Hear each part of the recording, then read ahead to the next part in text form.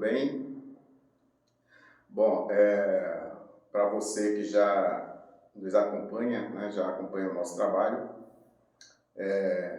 mais um bate-papo, né, como já é de costume, né? E para você que ainda não acompanha o nosso trabalho, né, que é a primeira vez, está chegando agora, seja muito bem-vindo, tá?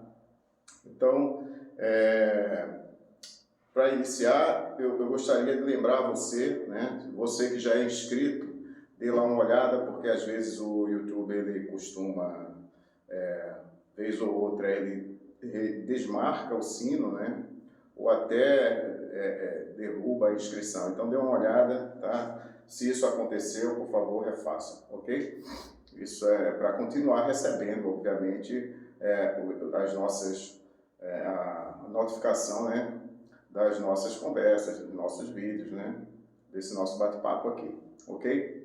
Hoje nós vamos falar sobre um assunto muito importante, tá? Um assunto muito importante que tem, digamos assim, vitimado muita gente, né? Vitimado muita gente nesse Brasil afora aí, tá? É uma coisa assim, corriqueira de acontecer, né? E isso se chama, né? Eu estou falando aqui dos condomínios irregulares, tá? Então, várias pessoas têm passado, têm se surpreendido, né? Porque adquire um lote de um condomínio, né? Isso geralmente ocorre com condomínio de lotes, né? Isso é mais comum, né? E geralmente em áreas que estão assim, digamos assim, tá? Fora daquele centro urbano, ou seja, na área de extensão urbana, né? Então é muito comum empresas ou pessoas, né, pessoa física, terem uma propriedade rural, uma fazenda, né? E com a expansão urbana, né, com a aproximação urbana dessa propriedade, né, e ele vislumbra a possibilidade de transformar aquela área em um condomínio de lotes, né, ou seja, fracionar aquela fazenda, né, e vender aquilo como lote urbano, tá? Mas muitas vezes, né, isso acontece sem que esse condomínio esteja devidamente registrado, esteja devidamente regularizado, tá? Porque isso depende de várias ações, né? Depende de ações no município, né? Depende do município chegar ali naquela região como uma área urbana, né? Depende e isso vai impactar o registro, né, desse condomínio, né, lá no cartório de registro, tá? Então, como esse processo termina demorando, é comum, infelizmente é comum, que o incorporador termine lançando esse condomínio à venda, lançando esse condomínio no mercado, né, sem que esse processo esteja devidamente concluído, né? O que vai resultar mais na frente é uma dor de cabeça para aqueles que adquiriram, tá? E isso, infelizmente, como eu já falei, né, e repito aqui, é uma prática, né, recorrente, é uma coisa que acontece e não é difícil de acontecer, tá? Então tem diversos casos, eu conheço vários casos, né, que isso tem acontecido, né, e isso termina provocando um problema no momento em que você começa, né, ou seja, os adquirentes começam a receber esses lotes, né, e o condomínio começa a existir de fato, né? Ou seja, começa, às vezes até pessoas querem fazer a construção de um imóvel lá, de uma casa, um chalé, alguma coisa, nesse sentido, né?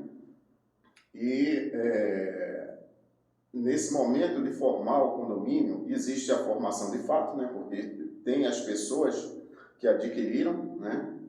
Mas não existe a formação de direito, né? Vou usar um termo genérico, de direito daquele condomínio. Ou seja, ele existe de fato, né? Ele existe para o condomínio estar lá, fracionado, adquiriram, ou seja, o negócio jurídico, desse ponto de vista, ele foi realizado, tá? No entanto, assim, oposição erga omnes, que seria no cartório de registro de imóveis, isso não acontece, né? Por quê? Porque existem algumas formalidades que ainda não foram cumpridas, ou seja, aquele fracionamento, ele não foi terminado, ele não foi formalmente, né, concluído, tá? Então, isso impede que o condomínio ele possa ser registrado no cartório de registro de imóveis, tá, ok? Então, nesse ponto é que vem a nossa informação de hoje, tá? Por quê? Porque começa a haver, né, nesse condomínio irregular, começa a haver resistência de algumas pessoas, né, a cumprirem com as suas obrigações. Quando eu falo de algumas pessoas, estou falando dos condôminos, né, de fato, dos condôminos de fato.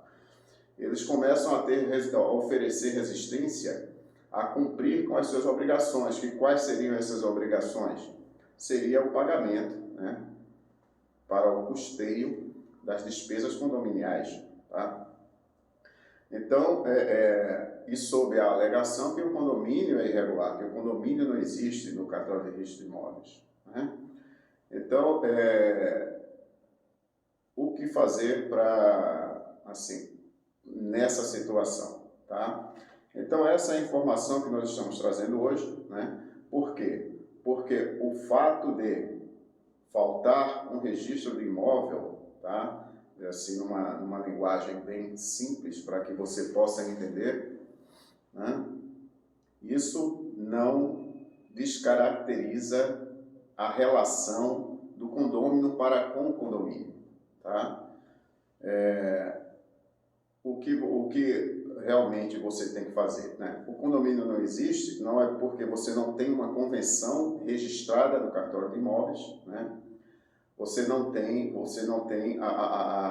aquele condomínio, né, com o devido registro lá. Porém, todos os outros requisitos para a existência do condomínio, eles devem ser cumpridos, tá?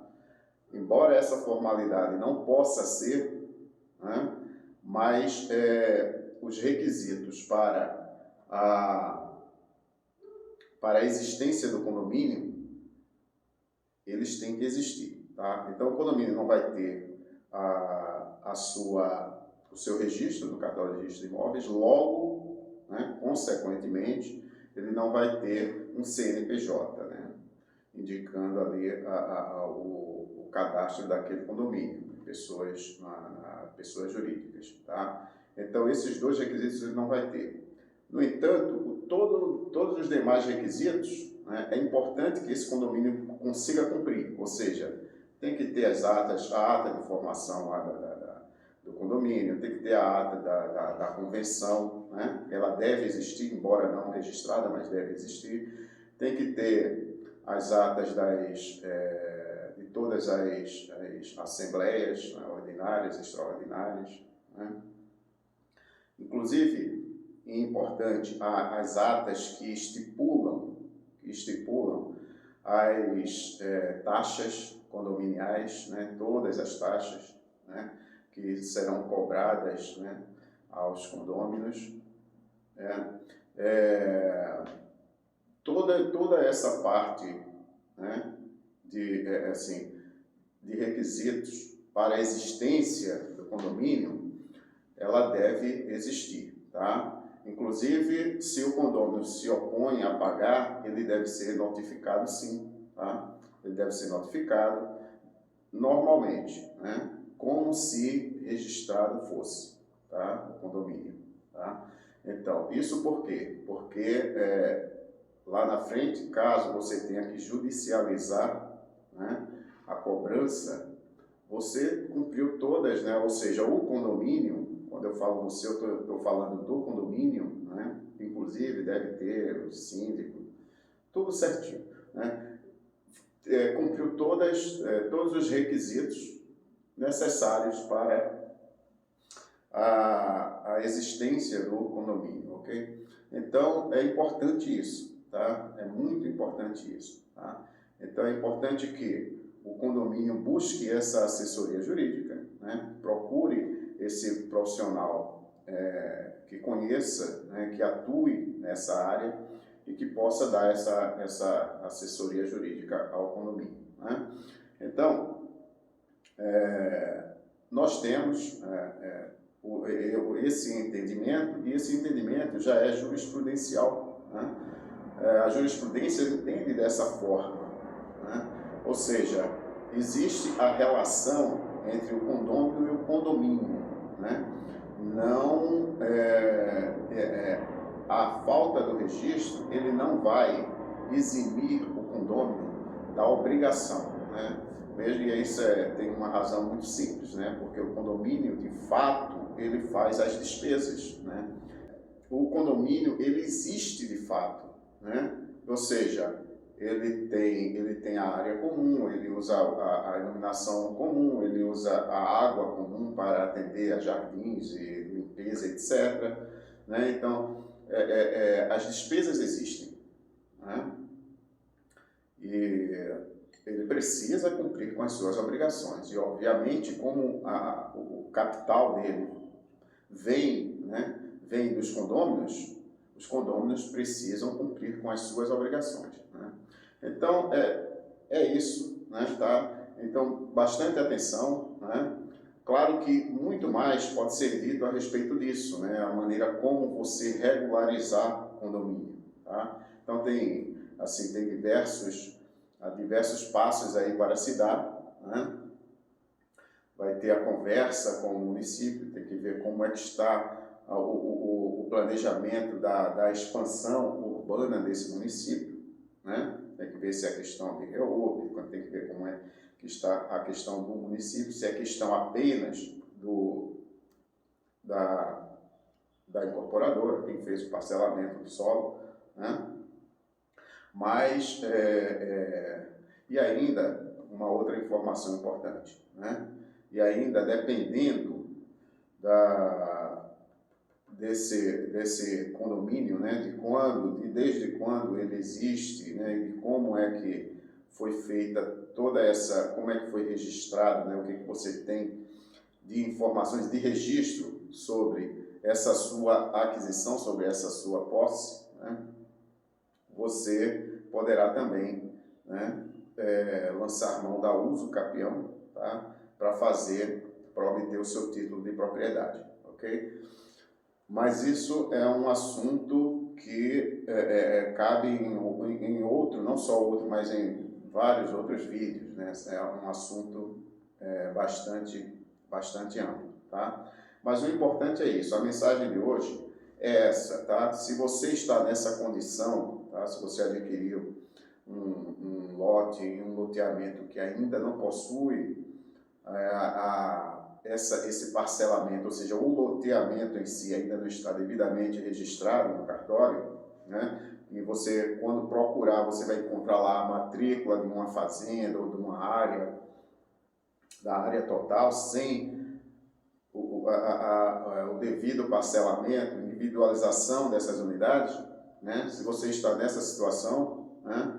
Então é importante que você saiba que o condomínio precisa atender esses requisitos, tá? Muito embora a ata de convenção e o CNPJ não possam existir, mas os demais requisitos, como o síndico, as assembleias e respectivas atas, né? A própria convenção, né?